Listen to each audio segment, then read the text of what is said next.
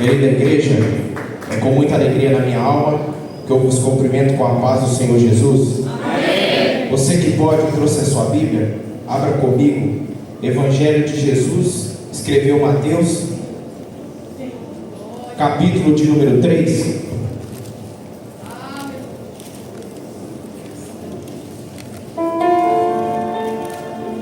Versículo de número 16.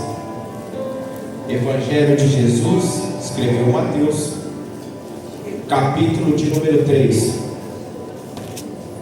Glória a Deus. Versículo de número 16. Glória a Deus.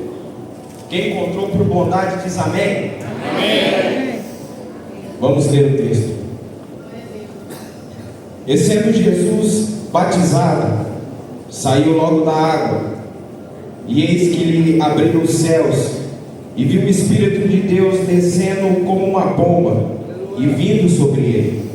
E eis que uma voz do céu dizia: Este é meu Filho amado, em quem me comprazo. Capítulo 4, verso de número 1. Então foi conduzido Jesus pelo Espírito ao deserto para ser tentado pelo diabo. Somente até aqui. Podem tomar vossos assentos, glorificando a Jesus Cristo, porque Ele é digno de toda a honra e toda a glória. Para mim é um privilégio estar mais um dia ministrando a palavra para a igreja, sentimento de alegria, e para mim é uma honra agradecer primeiramente a Deus por esta oportunidade que Ele me concede nesta noite, agradecer ao pastor Nailton, a pastora, pela confiança, agradecer também aos meus pais por toda a ajuda e por todo o apoio. Eu sou grato a Deus pelo privilégio de poder estar ministrando a sua palavra. Fiquei feliz também de ver meu amigo que trabalha comigo, Léo, sua esposa, falou para mim lá no trabalho: o dia que você for pregar eu vou lá. E para a honra e glória de Deus, Ele está aqui nesta noite. Fico muito feliz de ver você aqui. Eu tenho uma palavra de Deus para o coração de vocês. Prometo ser rápido, mas quero entregar tudo aquilo que Deus colocou no meu coração. No capítulo 3 de Mateus, João Batista está pregando no deserto da Judéia, para que o povo se arrependesse dos seus pecados. E eram por ele batizados no Rio Jordão, confessando os seus pecados.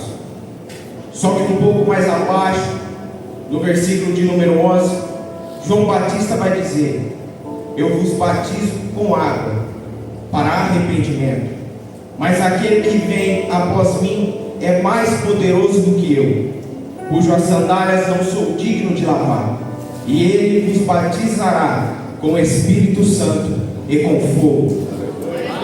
Então, no versículo de número 13, dirigiu-se Jesus da Galiléia para o Jordão, a fim de que João batizasse. João diz a Jesus: Eu é que preciso ser batizado por ti, e tu vens a mim para eu te batizar? E Jesus respondeu: Deixa por enquanto, porque assim nos convém cumprir toda a justiça. Observe que Jesus foi batizado não porque precisava se arrepender, mas para cumprir o plano de Deus, se identificar com os pecadores, iniciar o seu ministério como Messias e mostrar humanidade e obediência total ao Pai. Jesus, ele não tinha pecado, então não precisava ser batizado para o arrependimento como os outros, mas ele se identificou com os pecadores, mostrando que estava assumindo o lugar da humanidade. Isso aponta para a sua missão futura, que era morrer pelos pecados do mundo. Então Jesus, ele é batizado no Jordão. Na etimologia da palavra Jordão significa aquele que desce.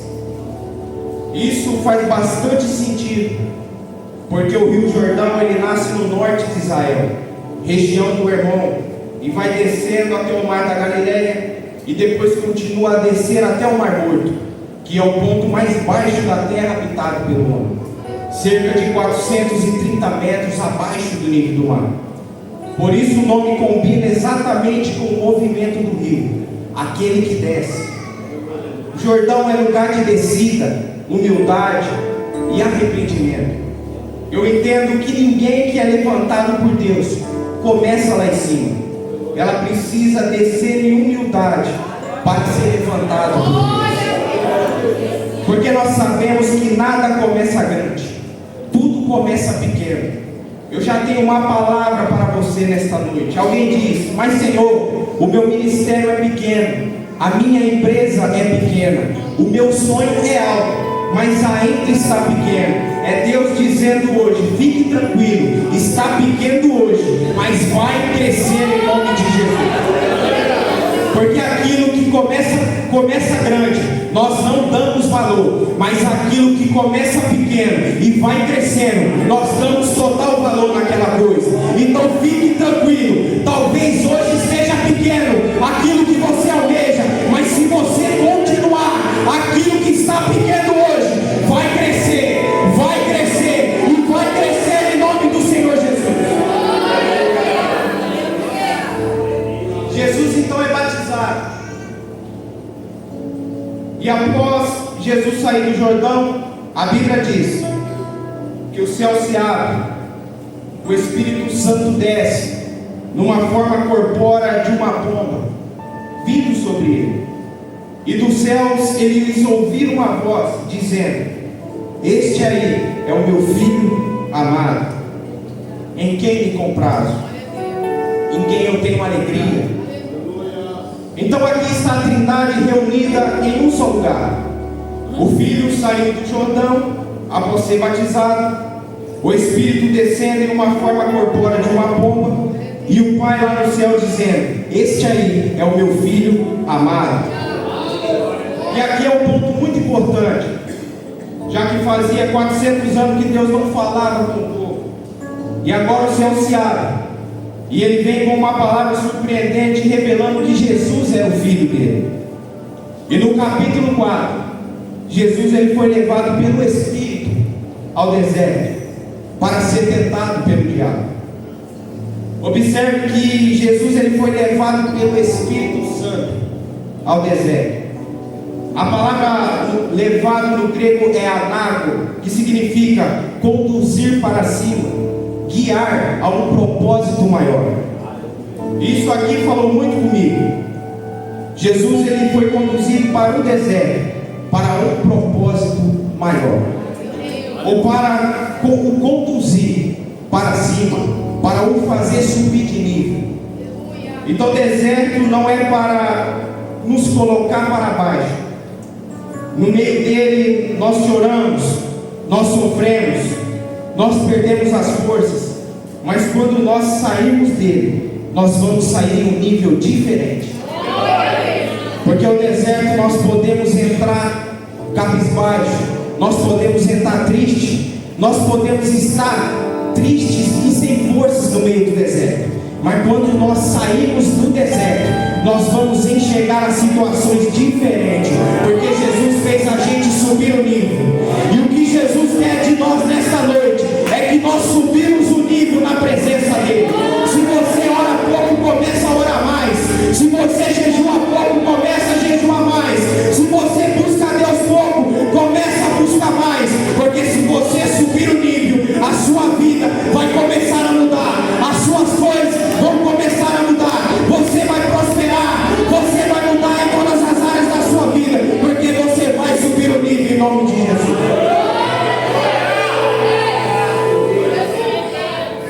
Isso é muito interessante. Deserto tem vários significados. O primeiro significado é lugar de provação e tentação. O deserto é o cenário onde a nossa fé é testada. Para os israelitas foi um lugar de provação durante 40 anos. Enfrentaram fome, sede e desafios, mas também viam a provisão de Deus na vida deles. Porque o deserto pode faltar tudo, mas nunca irá faltar a provisão de Deus. Isso aqui falou muito comigo.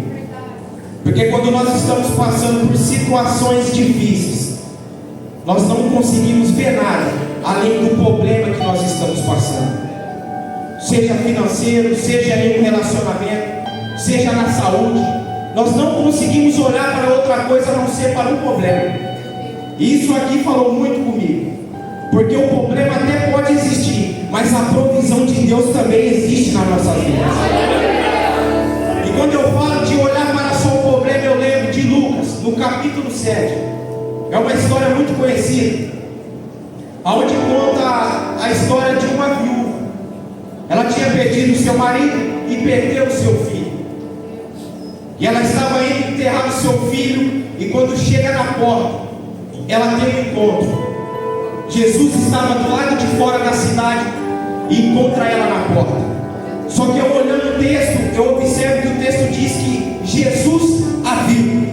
Ela não viu Jesus. E aí, se eu for perguntar para o texto, essa mulher, ela estava enxergando? Ela estava enxergando. Essa mulher, ela estava escutando? Ela também estava escutando. Ela não tinha nenhum problema que iria fazer ela não ver Jesus. Só que aí eu perguntando para o texto, meditando nele, então por que o texto diz que Jesus a viu e ela não viu Jesus? Então eu observo que ela estava tão focada no problema, no luto que ela estava passando, que Jesus estava perto dela, mas ela não estava conseguindo enxergar Jesus. Então nessa noite eu venho declarar ao coração de vocês: não deixe que o problema atrapalhe você a enxergar Jesus na sua vida. Porque o problema pode ser grande, a situação pode ser complicada, mas Jesus, ele é maior do que todos os problemas que nós podemos passar. Se o problema é grande, Jesus é ainda maior. Se o problema é grande, Jesus é ainda maior. Quem está entendendo essa palavra nesta noite? Jesus, ele é maior na nossa vida. O segundo significado do deserto: lugar de preparação e purificação. É no deserto que as pessoas se preparam para uma missão ou para um novo estágio de suas vidas. Moisés ficou 40 anos no deserto antes de receber a missão de libertar Israel. João Batista viveu no deserto, preparando o caminho para Jesus. É um lugar de isolamento, onde as distrações do mundo são deixadas de lado, permitindo um foco maior em Deus. Então eu observo que o deserto é isolamento mesmo, porque quando estamos passando por prova e por lutas, nós começamos a buscar mais a presença de Deus. Isso é natural. Por isso que por muitas das vezes Jesus permite problemas na nossa vida, porque quando está tudo bem, nós não começamos a buscar Ele do mesmo jeito. Aí quando vem o problema, vem a situação difícil, nós começamos a dobrar o nosso joelho para orar. Nós começamos a vir na escola dominical de manhã aos domingos. Nós começamos a dar mais prioridade para Deus. Então eu venho te dizer nesta noite ao seu coração: não espere o problema chegar para você dar prioridade para Deus na sua vida. Comece a dar prioridade para os céus nesta noite. Não fique perdendo tempo com coisas terrenas, porque coisas terrenas são passageiras, mas as coisas do céu são coisas duradouras e coisas eternas. Porque o Senhor Jesus, Ele morreu por nós, Ele foi para o céu, só que Ele vai voltar para buscar a igreja. E se nós permanecermos fiel, nós vamos com Ele morar no céu. O terceiro significado: lugar de encontro com Deus. Foi no deserto que Moisés recebeu os 10 mandamentos. É um espaço de silêncio e solidão que favorece a audição da voz de Deus e da restauração espiritual. Porque é no deserto que a gente aprende a falar menos e escutar mais a voz de Deus. É Deus dizendo: vocês precisam falar menos e escutar mais a minha voz. Então nesta noite, nós possamos escutar mais a voz de Deus em nossas vidas. Porque se Jesus, Ele ainda nos coloca no deserto, não é para nos matar, mas é para nos conduzir para um propósito maior em nossas vidas. A palavra tentado, aqui no grego é peinazo, significado é teste, com o propósito de apurar como ele se comportará. Então eu entendo que o deserto, ele não é lugar de morada, mas é lugar para teste. Então quanto mais rápido nós passarmos no teste, mais rápido nós vamos sair do deserto. É como uma escola. Entenda tudo que o Senhor quer te ensinar para você mudar de fase e avançar no nome do Senhor Jesus. Então nós não podemos murmurar no deserto. Nós não podemos fazer que os nossos dias no deserto se multipliquem. Nós temos que entender que o deserto, as situações difíceis na nossa vida, são para o nosso aprendizado e para nos fazer avançar e mudar de nível na presença de Deus. E agora eu vou entrar no texto. Depois de jejuar 40 dias e 40 noites, Jesus ele teve fome. Então o tentador, se aproximando, lhe disse: se tu és o Filho de Deus, manda que essas pedras se transformem em pães. Observe, Jesus ele estava com fome, já que ele tinha jejuado 40 dias e 40 noites. Então podemos entender que o normal era ele estar com muita fome. O diabo, sabendo disso, ofereceu a ele pedras e disse: você não é filho de Deus? Transforma essas pedras em pães. Olha o que ele estava querendo dizer era: você não precisa ficar com fome, é só transformar essas pedras em pães.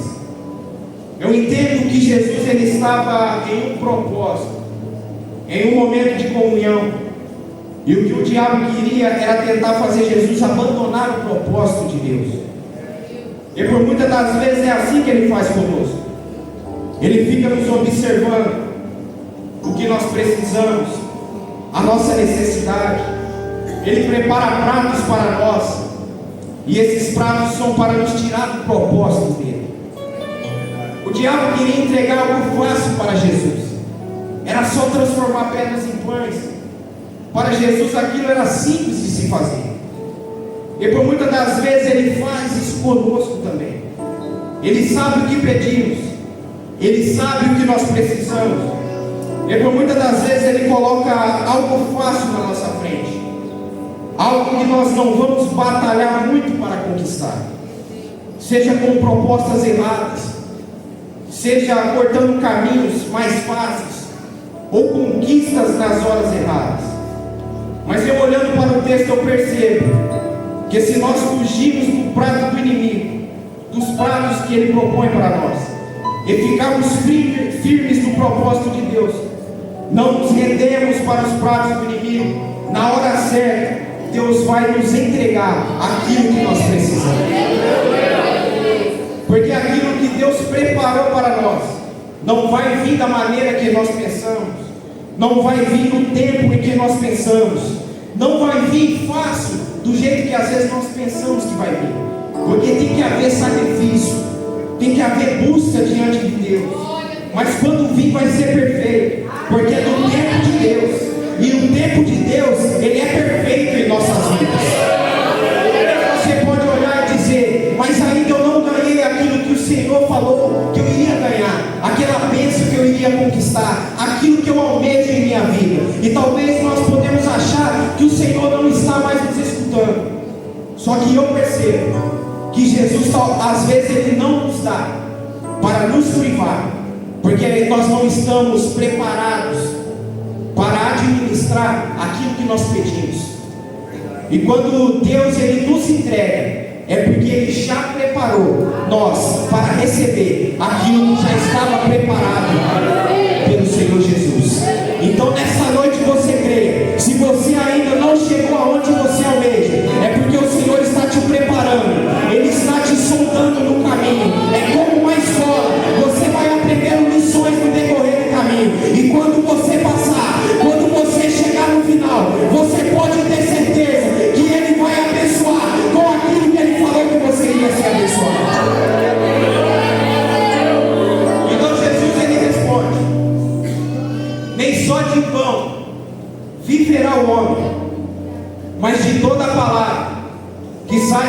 de Deus.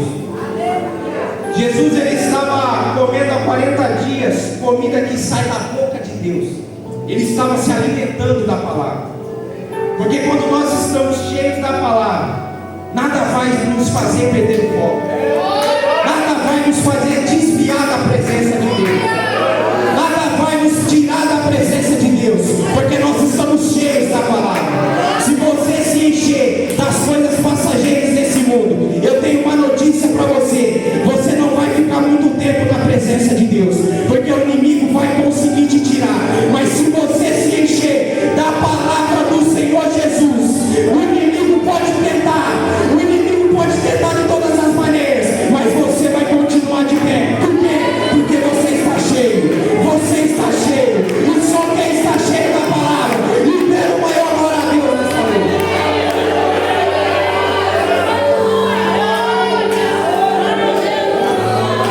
Se você puder escolher, escolha ser cheio da presença do Senhor Jesus.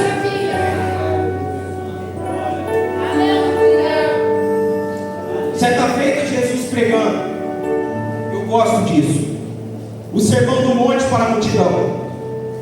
Ele explica sobre 2 alicerces. Quais são eles? Vamos olhar o texto, Mateus 7, 24. Todo aquele, pois, que ouve estas minhas palavras e as pratica, será comparado ao homem prudente que edificou a sua casa sobre a rocha. Então aquele que ouve a palavra do Senhor e a pratica é comparado ao homem que fundou o alicerce da sua casa sobre a rocha. Só que na contramão da lógica, todo aquele que ouve as palavras e não as pratica será comparado a um homem insensato que edificou a sua casa sobre a areia. E observe, e caiu a chuva, transbordaram os rios, sopraram os ventos e deram contra um ímpeto contra aquela casa, e ela desabou, sendo uma grande ruína, porque ele edificou a sua casa sobre a areia. Só que na contramão da lógica, aquele que escolheu edificar a sua casa sobre a rocha, as tempestades vieram contra aquela casa, os ventos sopraram contra aquela casa. Só que porque aquela casa estava edificada sobre a rocha, ela continuou de pé. E quem que é a rocha? A rocha é o nosso Senhor Jesus Cristo. Então, se a nossa casa estiver fundada sobre o Senhor Jesus, podem soprar os ventos, podem vir tempestade dos dois lados, só que a casa vai continuar de pé. Só que a casa vai continuar de pé. Por quê?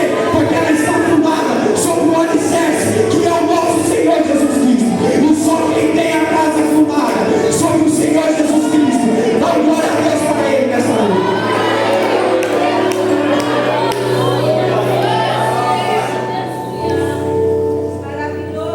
Então o diabo levou Jesus à cidade santa e o colocou no pináculo do templo, ou seja, lá em cima. E 2 ataques de Satanás aqui foram em lugares altos. O Salmos 91, que serve de promessa, estava sendo usado como tentação. Satanás diz: se és filho de Deus, atira-te abaixo, porque está escrito: aos seus anjos ordenará a teu respeito que te guardem, e eles sustentarão nas suas mãos, para que não tropeçais em alguma pedra. Pináculo literalmente ala pequena ou pequena ponta.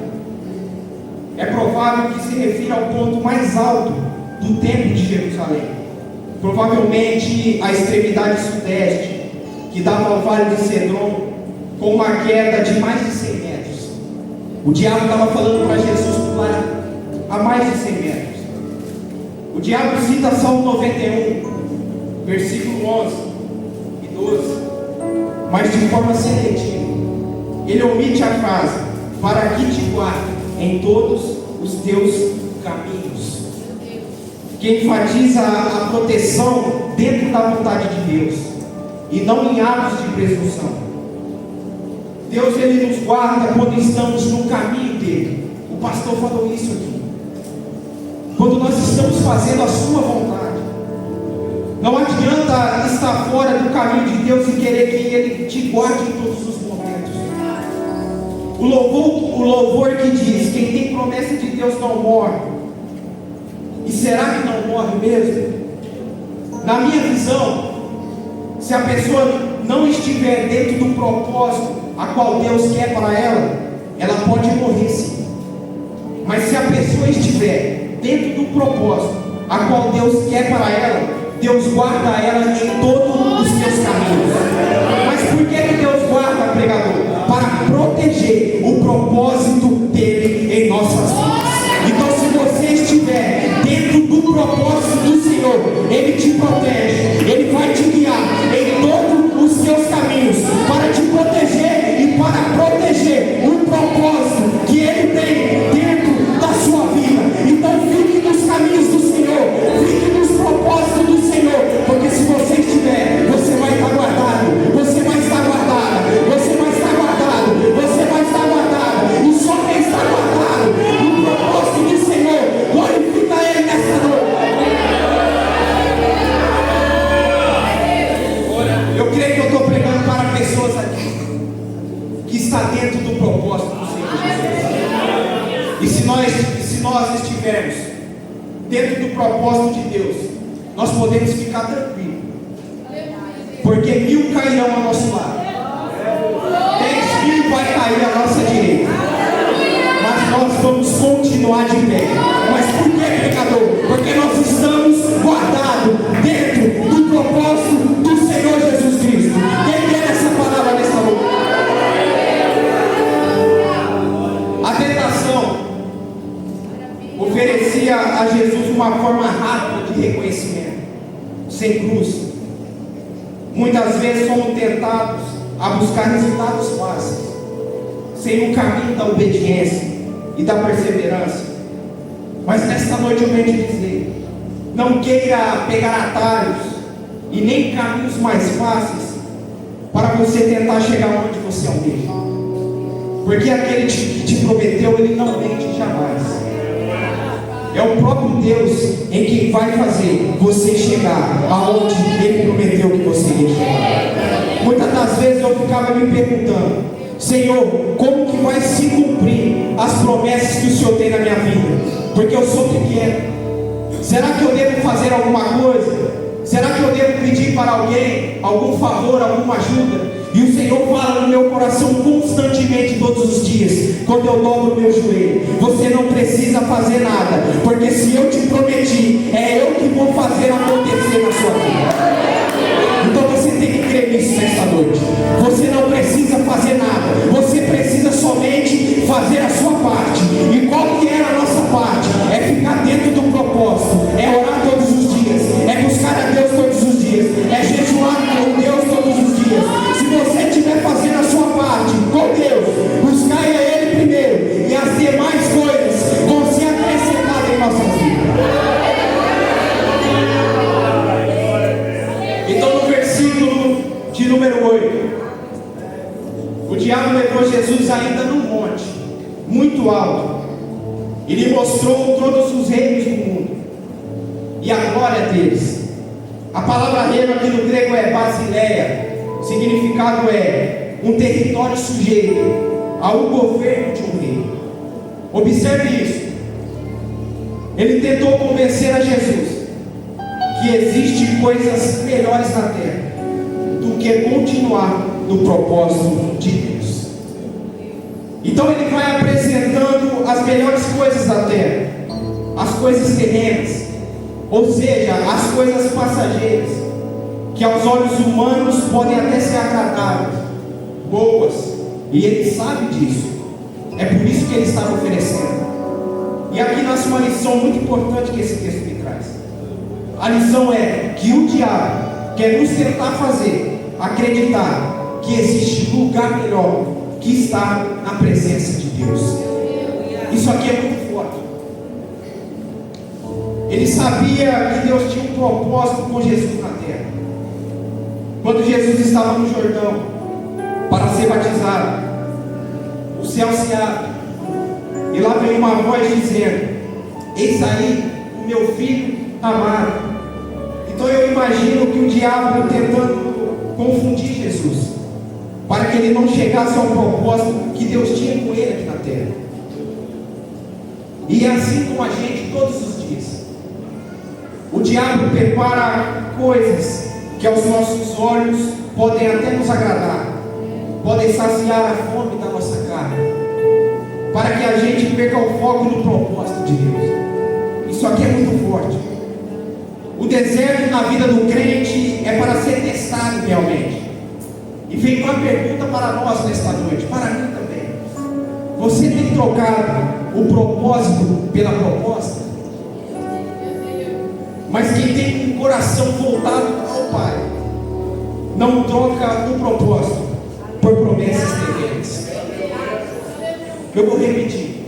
Quem entendeu o real propósito, não troca por promessas passageiras, promessas terrenas.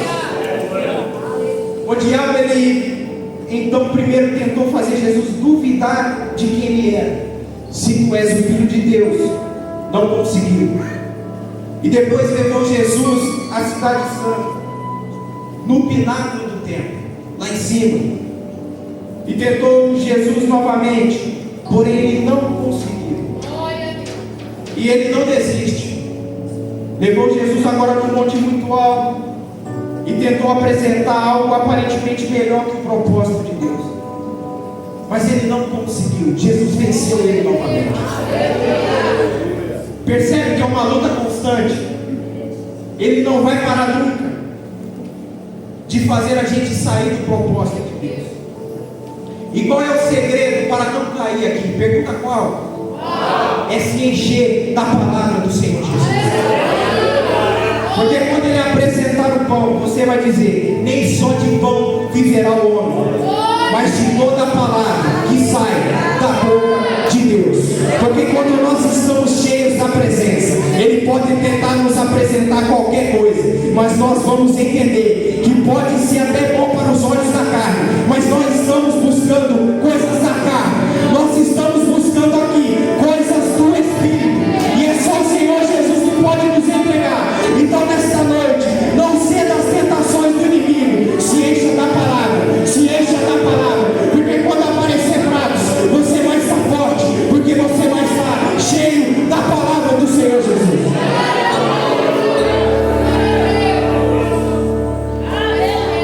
Jesus então, ele venceu todas as tentações. Ele tentou de todas as formas, e Jesus venceu todas elas. E glórias a Deus por isso. E com isso, o deixou o diabo, e eis que os anjos vieram e serviram a Jesus. E é mais uma lição que esse texto me traz. Deserto não é para sempre, porque logo os anjos vão vir para nos servir. O deserto é para você amadurecer, é para você aprender, se encher de Deus, para que se cumpra o propósito. Após isso você sairá desse deserto, após isso você sairá dessa luta. E quando eu falo de deserto, quer dizer provações. Quando eu falo de tempestade, também provações. Eu olhando o texto em que os discípulos estavam no barco com Jesus, eles estavam acostumados a trafegar naquela região do Mar da Galileia. Só que aquela tempestade que aparece é uma tempestade que chama muito a atenção deles. E se nós olharmos para o texto, nós vamos perceber que era uma tempestade diferente. Era uma tempestade em que eles não estavam acostumados a passar. E por isso eles acharam em um determinado momento que eles iam morrer. Mestre, não te importa que nós pereçamos? E eu fico imaginando e olhando para aquele texto. Por que os discípulos passaram por aquela tempestade? E no final ainda Jesus faz um milagre. Ele aquieta o mar. A tempestade se torna uma grande bonança. E os discípulos olham uns para os outros e perguntam: quem é este? e o mar lhe obedece. E Jesus olha para eles e diz: homens de pequena fé, como que vocês não têm fé? A expressão mais correta aqui é: que tipo de hebreus vocês são? E eu olhando para o texto, eu lembrei aqui e percebo que as provações nas nossas vidas são para a gente conhecer aquilo que Jesus pode fazer através das provações. Porque é através de uma provação que a nossa fé fica mais forte. É através de uma luta que a nossa fé fica mais forte. Se nós fôssemos falar de várias provações em que os homens da Bíblia passaram, eu ia ficar até amanhã de manhã te falando. Só que todas as provações que eles passaram fortificaram a fé deles em Jesus. Então você creia nesta noite que tudo aquilo que você está passando não é para você morrer, é para você fazer ficar mais forte, é para você ficar mais forte na presença do Senhor Jesus. Então você não olhe para as provações como um sinal de morte, você olhe para as provações como um sinal de amadurecimento, porque é isso que o Senhor quer de nós. É isso que o Senhor quer de nós. E se pode ver nessa noite, por gentileza, nós vamos estar encerrando. A Bíblia vai dizer: resistir o diabo e ele fugirá de vós. Se você continuar firme, se você se encher da palavra de Deus, se você continuar resistindo, ele vai ter que fugir e se bater em retirada. Ele vai ter que se bater em retirada do seu casamento. Ele vai ter que se bater em retirada da sua casa. Talvez você chegou aqui com uma enfermidade. Talvez você chegou aqui com algum problema. Talvez você chegou aqui com uma dificuldade. E você colocou diante de Deus e disse: Senhor, só o Senhor pode resolver. E eu venho aqui com uma palavra para você nesta noite. O Senhor que resolve está aqui. O Senhor que resolve está aqui. E é esse que eu estou pregando para você nesta noite. Se você estiver precisando de cura, Ele é o médico dos médicos. Se você estiver com sede, Ele é a fonte de água viva para você.